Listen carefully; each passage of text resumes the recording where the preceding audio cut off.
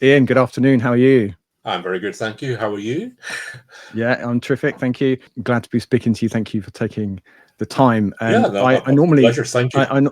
my one caveat to you is I've read several, but not by no means all of your books. I think, Well, thank you for building a small shrine there behind you, which is very much yeah, they appreciated. don't normally live there, I must say. But so what have I read? I've read Desolation Road, Drunken Dragon copy of, and Nice. then Yeah, nice. The nice Drunken Dragon copy. Yeah, it's still available. yeah, yeah. Well, I got it recently, actually, a year or so back, and then Yep. the Luna trilogy, which I really love, by the way, and then River of Gods, and I think that might be it, actually. But I'm sort of fleshing out my little Ian McDonald collection. Thank you. Yeah, I've turned into a bit of a completist when it comes to that kind of thing. I will gradually plug the gaps as well. But right, caveats suitably dealt with. Let's start with the new book. Let's do you that service. Yes. So the new one is The Wilding, which I bought a week or two Wilding. back. I haven't got to yet. So tell me a little bit about it. It seems like, from what I've read on the blurb, it seems like a little bit of a and I say this largely out of ignorance, a little bit of a departure from your normal kind of patch. So tell me about it and a little bit about what led you to write that. The idea came up, and I really wanted to write and wanted to do something slightly different from what I've done before. I mean, The Wilding is quite a slim little volume, whereas Yeah. Hopeland, to its immediate right on your screen there, is a very fat volume indeed. And I just wanted to kind of do something different, and I just like the idea for the story, which is it's the Rewilding project that brings back something much older and much wilder than anyone ever imagined.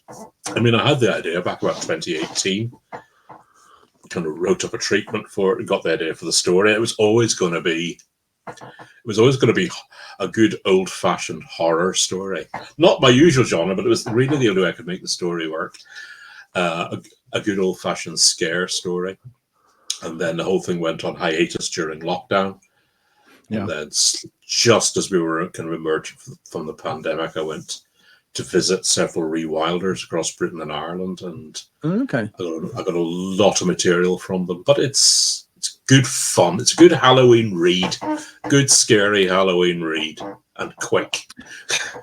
One of my US viewers, if I can use that rather grand term, was bemoaning the fact that it's not out in the US yet. We didn't think it was. Do you happen to know what the US release date for it is? It's complicated. Let's say. Yes, for it to come out of the US, I would need to find a new US publisher. So right, okay. But my people are dealing with that. You have people working on it. All right, okay, fair enough. So it's undetermined at this point, but hopefully undetermined at this point. Yeah. Okay, all right, that's a shame. Okay, I mean, I guess people can read the blurb on the back, but can you give us like a short kind of moderately spoiler-free précis? Yeah, it's I looked around for an interesting rewilding zone and then discovered that Bord na Móna, the Irish peat board, are rewilding their former industrial peat bogs. Oh, okay. That seemed the perfect setting. So what it is, ultimately, when it comes down to it, it's kind of like an Irish Jurassic Park in a sense. Rewilding bog ranger Lisa gets coerced into taking a team of terrible kids from a middle-class Dublin school. So everyone in Ireland hates Dubliners. Dubliners think everyone loves them, but everyone hates them. These 13-year-old Dublin kids on a wild sleepover right, okay. at the heart of Loch Carrow in the rewilding zone. But things are stirring deep under the bog. Things have changed during lockdown. That's actually a thing I discovered when I was researching the book, talking to various rewilders, was they all said they hadn't been able to maintain. Well, there's a certain amount of maintenance, oddly enough, ironically, has to go on with rewilding projects. There's a certain amount of a little bit of control, a little bit of administration, and kind of deciding what to do with your landscape and what goes where, and you know what's put into the ecosystem. And they all said that when they came back after like 2 years of lockdown, it was like 10 years had passed out in the rewilding zones. Everything was a lot more. Really? advanced and grown and more evolved than it was before. And I mean, that was definitely something I wanted to take and put into the book. The idea and is that because everything was just a lot quieter during that period? People are out and about less, or exactly. I mean, it gave particularly wildlife time to re-establish new territories and new patterns outside human interference, and then those things were very well much set up by the time people came back on the scene again. I mean, we all remember all the videos of wild goats in city centres in Rome and things like that. That I thought was very interesting. Nature wants to come back. It's always going to find a way to colonize and settle and rewild things if we don't, if we take our hands off. Yeah, that's right. I read a book 5 or 10 years ago, and I can't honestly remember what it was called now. If I can dig it out, I'll put it on the screen. But it was by I think it was in Cuba, but it might have been somewhere else in South America. There had been some sort of city built and never occupied for some reason. I can't remember why. And he was sort of tracking the author was tracking exactly as you say. There's sort of nature reclaiming the city and the kinds of things that was happening. I think it was in the context of a book about sort of what would happen if humanity disappeared overnight. Like what would happen? Like when would the first power stations kind of catch fire and cause devastation or whatever, things like that. And he was citing the research in this place, wherever it was, as kind of some of his evidence for what would happen. It wasn't so unhelpfully, I can't remember what it was called, but it sounds a little bit like that. Okay, so we got some kids from Dublin. They're having an overnight camping experience, and things go pear-shaped from there. Things go pear-shaped from there, in folk horror style. In folk horror style, yes, exactly, yes, Can Lisa, who doesn't want to be there, get everyone back out again, especially because things have shifted and changed, and things are not as easy as it sounds. And in some ways, actually, the real enemy is the weather. Surely not. Exactly. Everyone gets rained on, and they got blisters and insect bites, and it's freezing cold, and they're all on the edge of hypothermia, and they can't get anything to light, and they're running out of food and fresh water. And all this, and also something else is out there, something they can't see, and it's different every time it hits them, is out there stalking them. And everyone's got scratched with brambles, and they're bleeding, and someone's got a dislocated shoulder, and somebody lost all the meds because all the kids are on meds. And it's, in a sense, it's all that. It's all the little stuff that kind of piles up. But what the thing I enjoy when I was writing it is that the annoying kids are actually the heroes. They're actually all right. They're great in the end. Oh, good. They're stoical, brave, funny. Yeah. I look forward to reading that. So all right. So taking you way back then, how did you get your start as a published author? Did you go down the kind of short story route to start with? How did that work for you? Very much, yes. It was way back in 1982, I think it was, 82, 83. I was travelling through Belfast Central Station, as it was then, which was very far from Central. And I saw a magazine, big A4 glossy magazine called Extra, edited by one Paul Campbell. Lovely magazine, shiny paper, high production standards. Bought it, read it. Thought, I can do that, and wrote a story, sent it off to Paul Campbell, which he bought. He met me at the Crown Bar in Belfast, signed a contract, shook my hand, and gave me 60 quid in cash, and bought me a pint of Guinness. And that's old school publishing. That very much so. So that was. And how old were you when that first story was? I was 22, so okay, so pretty young. And had you always, and had you always had like a hankering to write fiction, or is this was that a departure for you? Did you never like sort of Damascene conversion, or how did that work? No, I think I always wanted to tell stories. I mean, every writer starts as a reader. Some people read happily forever. I'm still a very happy reader, but but some of us read and are happy with that, but also want to do more and want, what is it that they do that I like so much? How can I do that? How can I thrill people, scare people, shock people, fill people with wonder? How can I make people feel stuff the way that book makes me feel?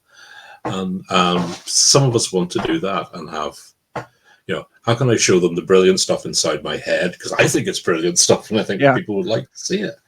Yeah, that very much. I mean, my mother was never a great reader, alas, but she recognised that I was, and she had a very old dear friend, a lady called Bess Cotton. She used to work with back in Manchester, and Bess recognised that I was a reader, so she would send off over care packages of books from Manchester over to Northern Ireland, and great books they were too. Things like Moomin Troll, all that.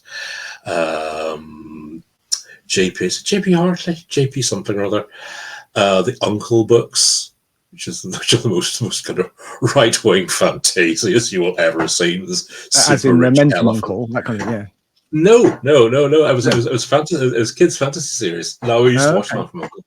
No, he was a super rich elephant who wore pajamas and with a crown and and basically a smoking jacket, and lived in this enormous billionaire's castle called Homeward that was like Manhattan connected by roller coasters. You can see why I like this. You can see the attraction, yeah.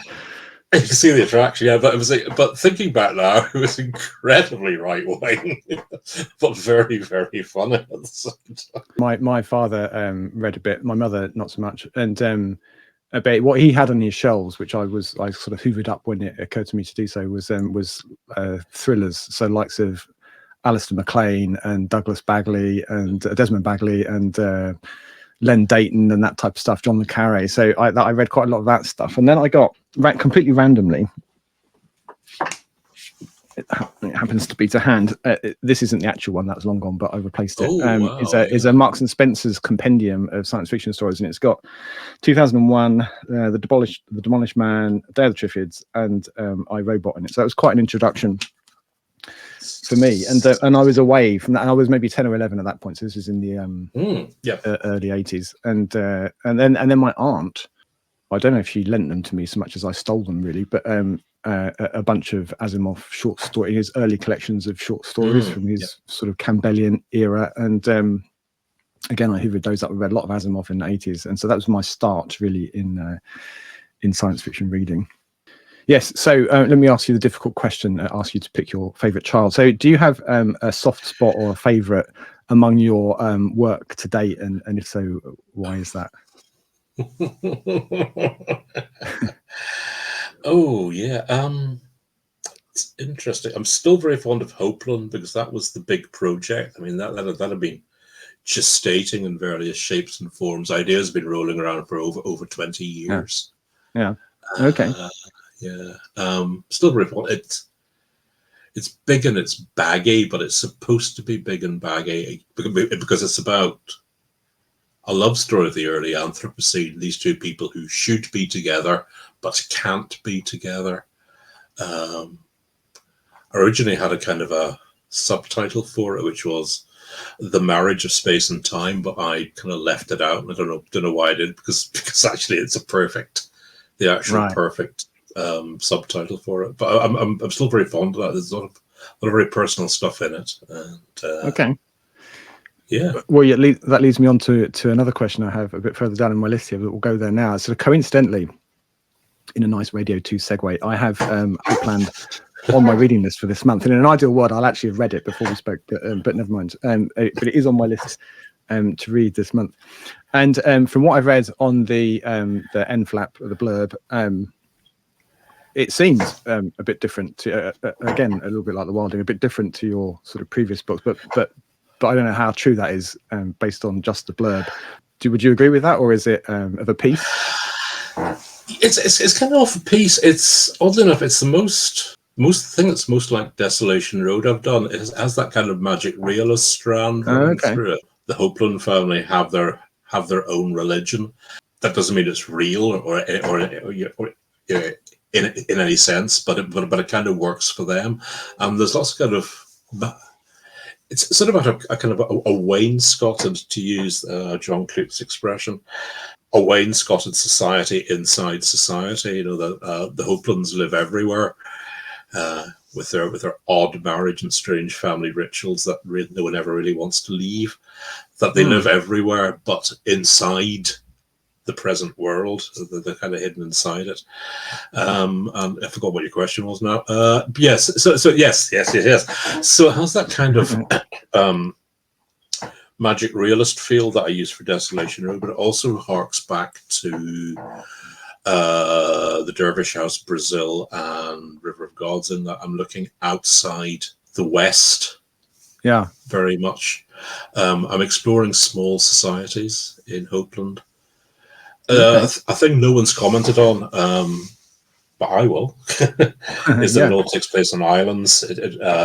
In some ways, ever decreasing island populations. All takes place in small societies, and I'm kind of interested in non-geographical nations and how small cultures work, and so on and so forth. Yeah, but there's an awful lot in it. Yeah, it's got everything. Well, hence its girth, perhaps. So you said that that's been sort of gestating for 20 years. Over the course of that time, kind of how has it developed as an idea? Have you sort of just been noodling a debate in a sort of background processing, or sort of writing things down as you go? How does that work for you? Amassing stuff. I mean, I have huge Evernote files with like thousands of entries in them for this. Right. But it all started with my late wife, Enid. We were flying somewhere on EasyJet, and she saw this article in a EasyJet in-flight magazine, and it was about someone describing their constellation family, which is basically it's a family where people are loosely related. They look, they're like stars across the sky. You just see stars, but they are connected into a pattern like a constellation. And I thought it was very interesting, so I ripped the page out of the in-flight magazine, stuck it in a notebook somewhere, so it's still there somewhere. But it started with that idea of a massive family that doesn't look like a family but is connected, that somebody could join and move through from relationship to relationship and never ever have to leave it. And I thought that was an interesting idea. Okay. Yeah. Okay. All right. So yeah. So it also. So I owed all to Stelios deep down ultimately. EasyJet magazine. Hopefully, he won't come after you for a share of the royalties. Yeah, royalties. Yeah, okay. As we said earlier, you've been at this game for 40 odd years. Does it get harder? I imagine it might, to find something new to say, or to say it in a new way. Sort of yes and no. It's kind of hard. It's almost impossible to keep on top of what's happening in science and technology, because there are so many branches moving in so many directions. Yeah. But then again, for me, that's not really what science fiction is about. For me, it's about characters responding to change in some shape or other. That could be a technological change, a social change, a political change, something of that ilk. I mean, I don't tend to kind of see a bright shiny tech thing and then write about it. I think all science fiction writers respond to the times we live in at the moment. Very much. I try to write that way. I'm kind of writing in response to what I see and what I see, what I hear, what I feel all around me. I like to think that I'm slightly ahead of the curve on this, because I don't have that kind of thing of, I don't suffer from readers' expectations. That you're going to get an Ian McDonald book. It's going to be great. You're going to like it. It may not be anything like you've read before, but you'll like it. Trust me on this. So I feel I can push myself. Yeah. Into doing new stuff. I would hate to get trapped writing space opera forever or something like that. That's not how I work. Well, I wouldn't want you to be trapped there, but I wouldn't mind if you did for a little while. I do like a bit of space opera. I'd have to have a good. I think in a way Luna was the closest. It was more like a space soap opera. Yeah, it's more overtly SF than perhaps some of your other stuff. But yeah, we'll come back to Luna. I really enjoyed it. So you mentioned this a little bit before, but your novels, or many of them at least, you explore a sort of wide range of cultures and ethnic groups from around the world. So how much, I'm interested to know, and judging by your answer about the wilding earlier on, I suspect the answer is yes. But do you do a lot of research for those settings? Yes, as much as I can afford, time and money wise. Yeah, of course. Yeah. I mean, for a start, it wouldn't be fair not going to a place I'm writing about, if I could. I certainly feel like, it's my duty to put some money back into the economy if I'm writing about a place, and actually talk to people on the ground. Actually, I do talk to quite a lot of people. Some of the stuff I did for Hopeland, I couldn't do physically because I finished it off during lockdown. Yeah, a couple of my big research trips couldn't happen, but I certainly was very busy whizzing around on Zoom, chatting to various contacts in the South Pacific and Greenland, places like that. So, yeah. But I feel it's, if I'm writing about somewhere, I think it's only honest to go there if I can, if it's at all possible.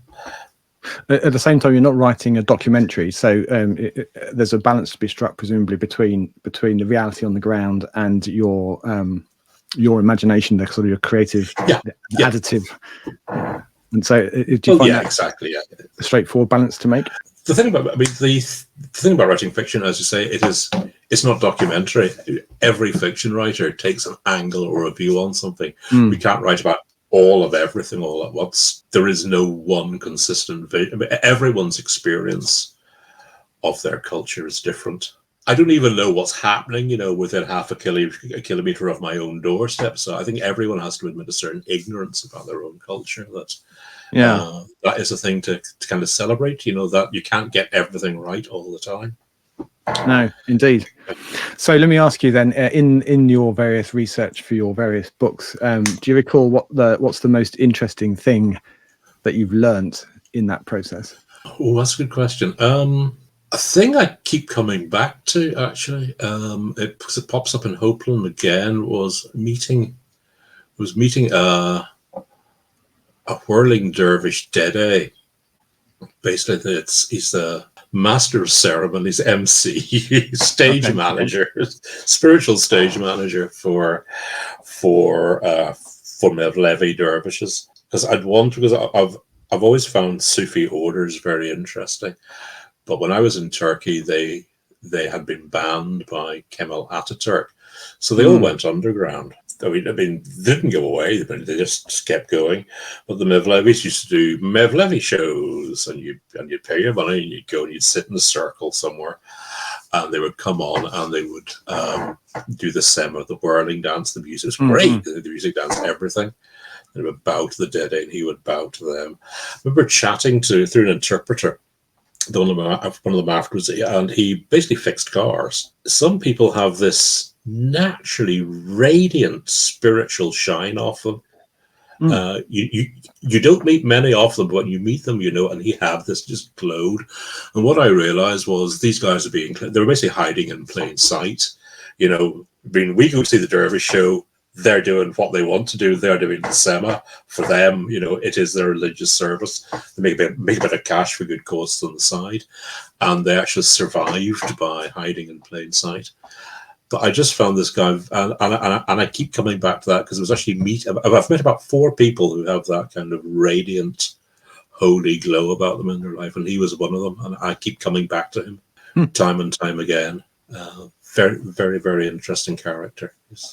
Well, talking of Turkey, many of your books are set in what we might call developing economies, so Brazil, Turkey, Africa, India.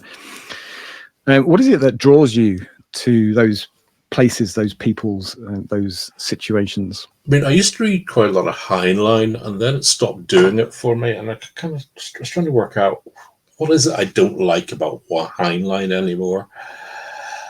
And then I saw a title to a book about Heinlein, Robert Heinlein, America as Science Fiction. That's it, basically. Yeah. That's it. his futures is just America writ large. You know, Yeah. the entire universe will look like Iowa in the end, or California. If it came through. And I found that boring, and I kind of, I thought, is that all? Is that all there is? River of Gods came from a little observation about Star Trek, in that, I think Star Trek was supposed to be very global, very international. When did you ever see anyone from India on Star Trek? I don't remember seeing it. No. Because what you were seeing was very much a US view of what of globalism, what's important in the US. Yet again, it's an American view of the future. When the idea of Asia is Japan and China, not Southeast Asia, and certainly not South Asia. And from that, I just spun the whole thing off of that. Why not do a big fat cyberpunk novel set in India? Because I hadn't seen one before, and that's it. Yeah, I haven't seen that before. I'll just write it. Simple as that. Yeah, fair enough. Okay, so you just it's a deliberate decision to go off the beaten track. Yes, a little bit. Yeah, I mean, the Dervish House came. So where do you get your ideas from? The Dervish House came about by I was looking to buy plates in IKEA. So I went down to IKEA, looked at all the plates. I said, these are nice. Yeah, had a look at them. Looked on the back. All the plates, all the different styles were made in Turkey. I thought, something's going on there. That there's some industrializing, developing economy boom going on there. And where I hear developing economy, I get interested in writing about that. Including on the moon, it turns out. Same thing. It's Dubai on the moon. Dubai on the moon. Yeah. Okay. A good segue. So, as I said, I'm a big fan of the Lunar books. I've read them. I was about to say I've read them all a few times, but what I did was reread the previous ones when the latest one came out. So I read the first one, I think, 3 times, and the second one twice, in order to get to the third one. You kind of have to. So the thing that I always think of when I think of the Lunar, as well as the whole kind of so-called Game of Thrones in space, although it always felt more like Godfather in space to me. But the is the combat lawyers, the combat. If there's a contract law dispute, then you can have as many legal arguments as you like, but it'll come down to, can your lawyer kick the ass of the other lawyer, probably with a knife or something else? Where did that come from? Well, that's your trial by combat. I mean, I kind of stumbled on the lunar law idea fairly late on. The idea that there's no criminal law or civil law, there's only contract law. Yeah, and that means that if you need to settle a dispute, you have to agree amongst yourselves what legal principles you want to use. Who's going to be the judge? What are the limits of the judge's bias? All this has to be agreed and negotiated. You could just fight it out between yourselves, or you could agree, for judgment, and that can include, doesn't always, but it can include good old-fashioned trial by combat if it comes down to it. So all of the 5 dragons, the big families, have their resident knife fighters and all that, for champions, they're champions, yes, who will defend them in the court of law if it comes down to it. Though, if I remember right, the very first time we see Ariel Corta, she's preparing to strip off and step into the ring, basically to scare the bejesus out of the opponents and kind of make them concede. So it doesn't always come down to a knife fight, but if the story could do with a good knife fight, it will, almost inevitably. So I suppose I'm curious, and given that they're probably of the books of yours that I've read so far, anyway, they're probably my favourites. Is there any kind of lunar itch still to scratch? Will there be any kind of return to that world, or do you feel like that's done now? It's in funny you should say that. No way. Funny you should say that. Yeah, I'm working on a prequel. Okay. Prequel. The working title is Once Upon a Time on the Moon. And if, as you say, if Luna is the Godfather, if it's a mafia movie, Once Upon a Time on the Moon, 40 years before, is a Western. It's Deadwood on the Moon. Oh, really? Everything is being, the entire world Getting Luna is being shaped there. It's frontier So time. Yeah. Absolute frontier time. Yes, the entire world is being built for good or for ill, and everything is much rawer, much more, very, very different from the world of Luna as well. Much rawer, much more immediate, much more violent, and it's about how does a good woman, our protagonist, our heroine, how does a good woman exist in a society like this? That's the core of it. But it is basically it's a Western.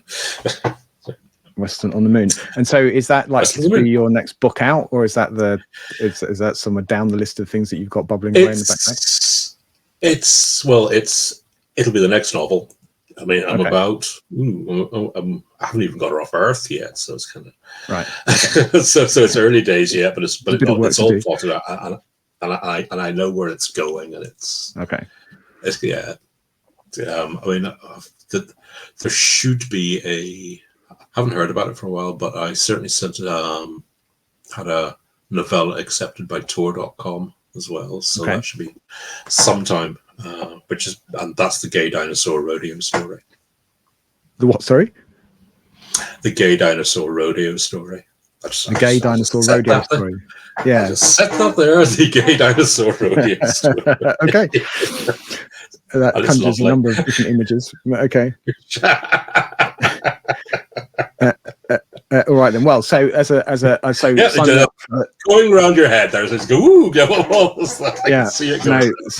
so sign me up for the Luna prequel. I'm definitely up for that. That sounds great.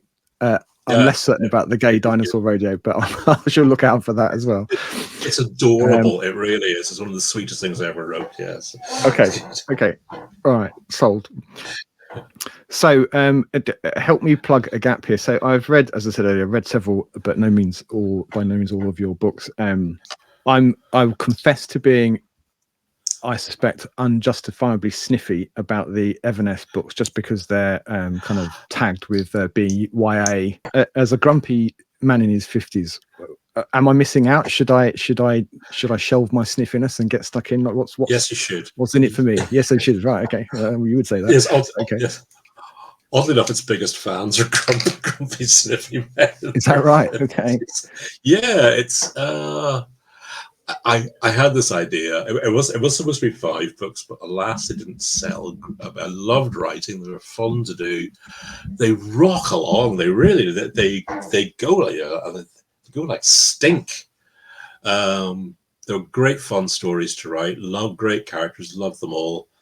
It's supposed to be 5, but I never got to finish the series. But the premise is that Everett Singh's dad, a physicist, is kidnapped outside the ICA in London, by whom we do not know. But he downloads a thing called the Infundibulum onto Everett's iPad, which is basically a map of a way of navigating all the universes of I have to get this right. It's the parallel universes. Unbeknownst to most people, 9 parallel worlds, the panoply of known worlds, have been in contact. Our Earth is one of them for several years. But what they've been looking for is the map of all the possible parallel universes, which Everett now has, which makes him the most wanted kid. 14-year-old goalkeeper for his school football team in all the parallel worlds, and he's on the run across the panoply of known worlds, pursued by evil forces armed with a thing called a jump gun. That basically, if you get shot with it, if it shoots you into a random parallel universe, doesn't kill you, just sends you somewhere else. One of the 9, or are there more than 9? Oh, there's more than 9. There's thousands, possibly millions of things. There are 9 that know each other. Any universe to be explored. So yeah, I was wondering. Fun and there's I was wondering if I'd heard the term infundibulum before, and I was trying to sort of rack Yes, you my brains have. as you were speaking. Yeah, I have, and I think it's in the Sirens of Titan. So Yes, it's I don't know, it is indeed. chronosynclastic Chronosync- infundibulum. the chronosynclastic infundibulum. Yeah, it's a fine word, and I think it actually means like a funnel-shaped object. Right. Okay. Yeah. Yeah, that is an infundibulum. But so the word is much better than the thing it describes. But yeah, they're short, they're fun, and I really enjoyed writing them. So okay, well, good then. All right, so I'll look out for them. I'm not proud. I do like a parallel world tale as well. So, damning with faint praise. yeah. Sorry. I didn't mean to that. No. Like I said, I was unjustifiably sniffy about it. So I will look out for them. And I am. What's the one that brings to mind? The Pratchett and Baxter Long Earth tales. I'm sure it's a different but just the concept of having many Earths is a good one. I like it. No, I've always loved parallel universe stories. Actually, it's one of the few areas of science fiction that still gives me that kind of little kind of sense of intellectual thrill of all things. Yeah, that kind of spooky feel of is that strange and wonderful parallel universes. Well, and it must presumably anyway greatly expands your potential for creativity in that presumably they're not all the same. So, no, they're different. I haven't gone for the thing because it works in movies, but I don't think it works in fiction. Of meeting various versions of yourself, that's great in film, but I don't think that works quite so well in print. But there are interesting. I mean, it's simple things like. There's one of the 9 worlds of the panoply of known worlds where everyone's a twin. And what kind of culture is that going to be where everyone is a twin? And if you're not a twin, your twin dies. They're actually one of the more powerful societies inside the panoply. What kind of culture do you have where everyone's an identical twin? Yeah, well, I suppose it gives the scientists plenty of scope for twin experiments, at least. Sure does, yeah. All right, so you mentioned, I think, that you're still a big reader. Do you read much science fiction yourself? Very little science fiction, particularly if I'm writing something. It's a terrible thing to say. I feel it muddies the water if I'm kind of writing stuff and I'm reading science fiction. I might because if I see a really good idea, I'll either get depressed or I'll steal it. It's very mean to say. So I kind of the most. I read Adam Roberts' new one recently, but then I just love Adam Lake of Roberts. Darkness. Yeah. Yes, just bonkers way of thinking about this. Nobody does this kind of stuff. Yeah, I'm ready for doing it. No, I read that earlier this year. He's a prolific chap, one way and another. Sort of reliably churns out pretty much one a year, and then you can add his parodies to that as well. I read that a couple of months back and enjoyed it. Yeah. I particularly liked his take on utopia, kind of borrowing a little bit from Ian Banks, but they're all idiots because they don't have to do anything. I quite like that. Yeah, I guess, and everything is a fandom, which I think is a great idea. Yeah, exactly. Oddly enough, the bit that I think I mentioned this actually in a Facebook post, but there was a bit reply to Adam about something.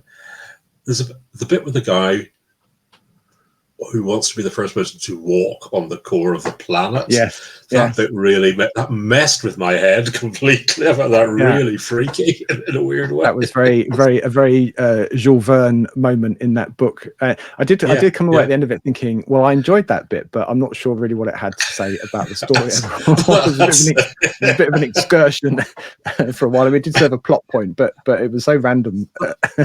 To do that. I can see that. So it's one of those bits that's just far too good not to use. I did enjoy that bit. Do you then have any science fiction or otherwise, in fact, that you want to recommend to me or to the folks watching?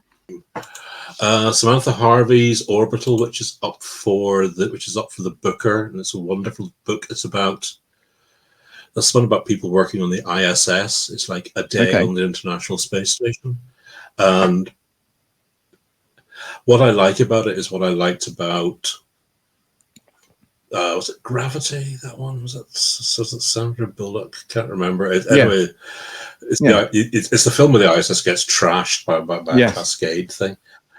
But it's about people who work in space. That's their job. It's not science fiction. They're just doing their job.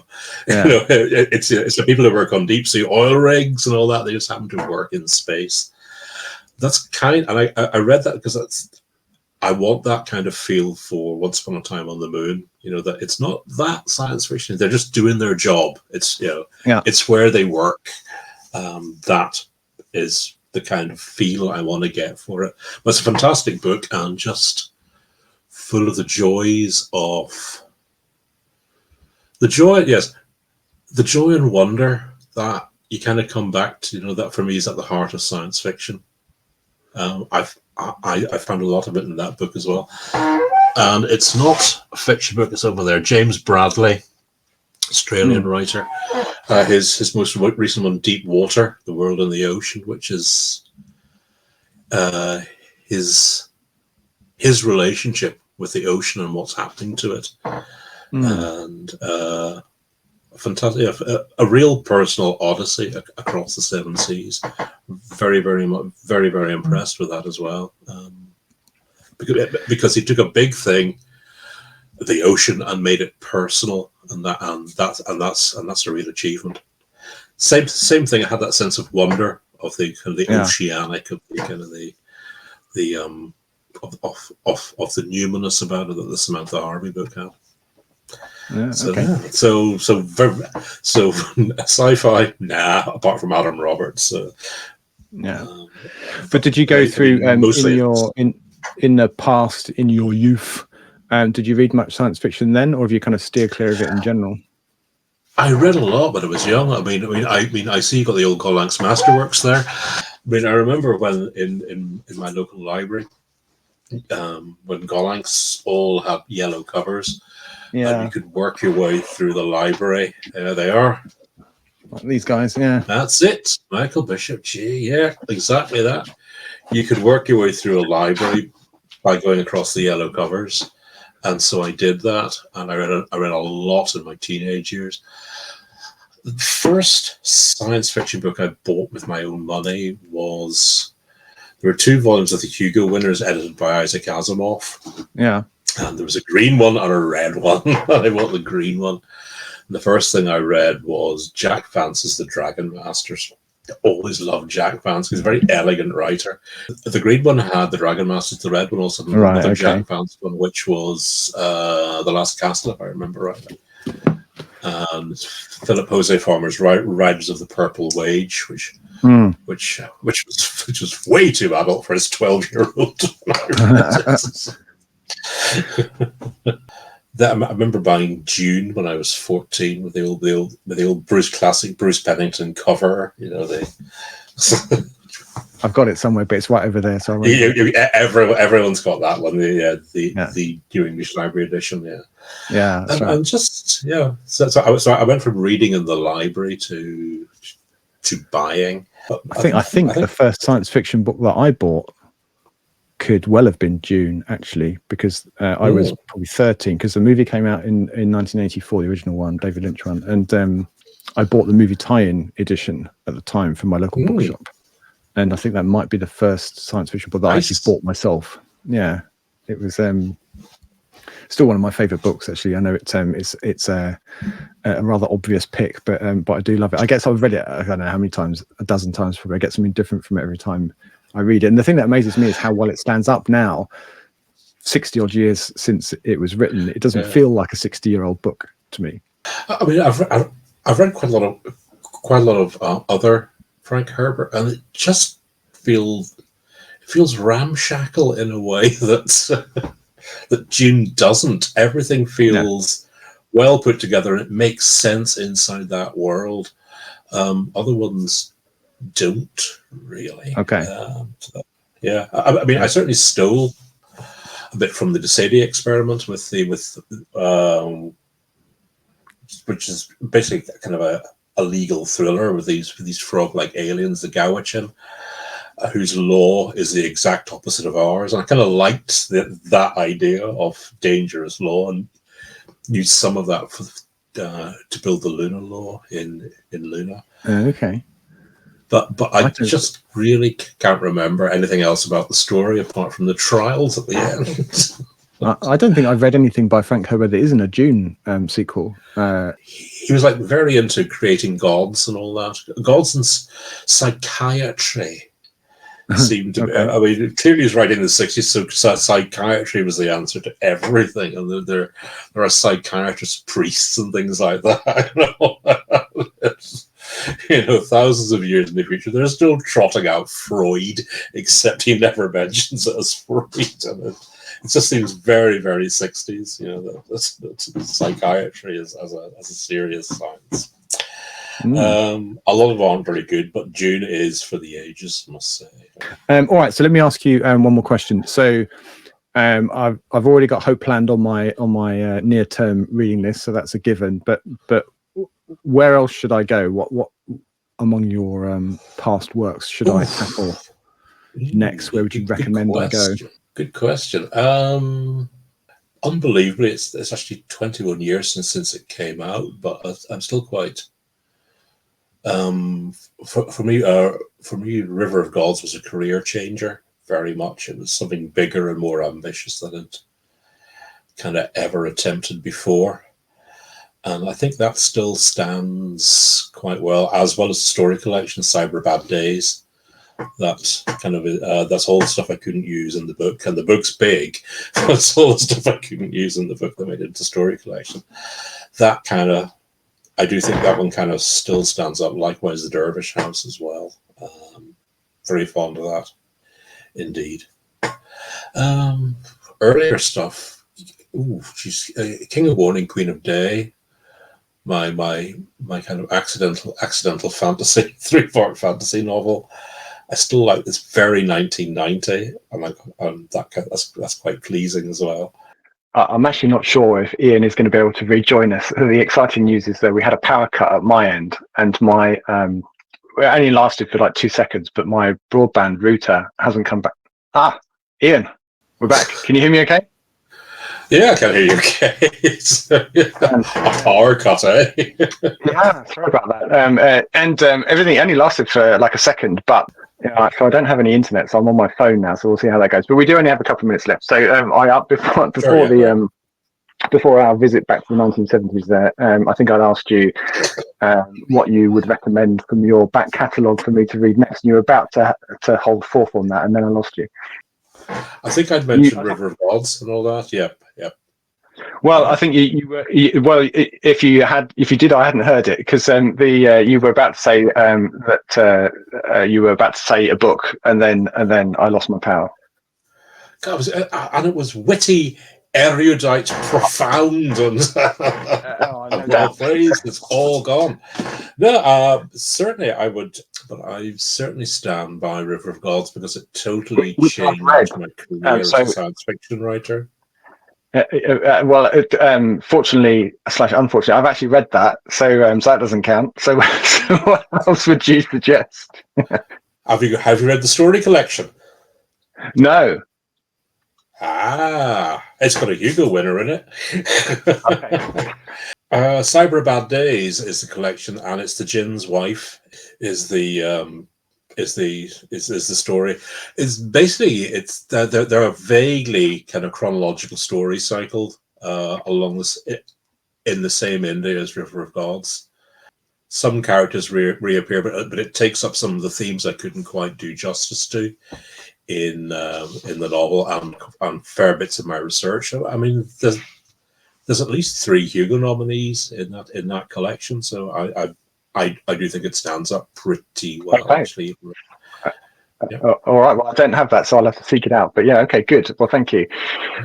So I think we were coming to the end of our our time anyway. So I suppose all that leaves is for me to say thank you again for taking the time. Much appreciated. Sorry for the slight interruption just there. And Quite right, yeah. and the best of luck with your writing, particularly the Lunar prequel, which I'm massively looking forward to. That sounds great. And enjoy the rest of your day. Thank you very much. Thank you very much. A pleasure to be here. Thanks for interviewing me. Okay. No problem. I'm Cheers, gone. Ian. Goodbye. Yeah, me too. Bye-bye. Cheers.